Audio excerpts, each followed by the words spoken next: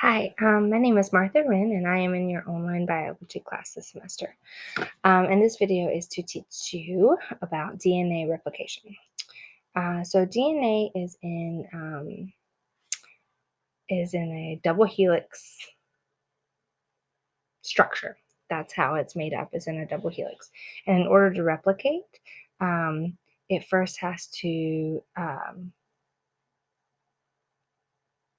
split into two separate strands. And then those two strands go on to replicate each into into new strands of DNA.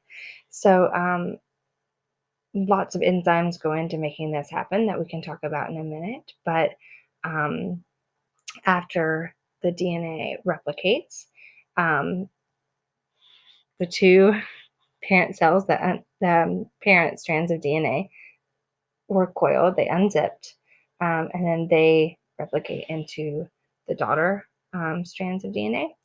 And then when they go to recoil into DNA, it's matched with one original strand of DNA with one of the newly formed DNAs, and then those two coil together, and then the two others.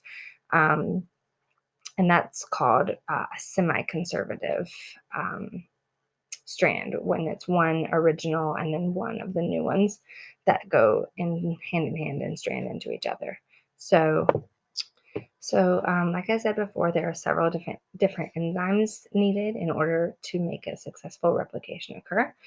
The first one is, and I'm probably butchering this, but it's topoisomerase, and it loosens the coil of the DNA strands so that they can then unwind. And the one that helps it unwind is called the DNA helicase. That's the enzyme that actually does the unwinding um, of the DNA double helix. So you have the topoisomerase, which loosens it, and then the DNA helicase, which unwinds it. And then the best I can tell, the primase, which is one next, is just the one that kind of kicks off the synthesizing, which is done by the the polymerase. The DNA polymerase is the one that does the synthesizing. It's the one that then later does the proofreading to make sure everything went well. It's the one that checks for the different mutations during that and things like that. So that's a big one in the replication, in the enzymes.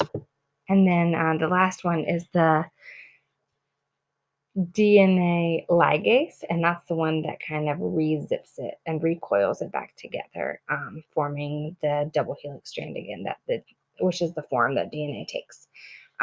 So that's the basic walkthrough of the replication. It starts out as a DNA strand, double helix. It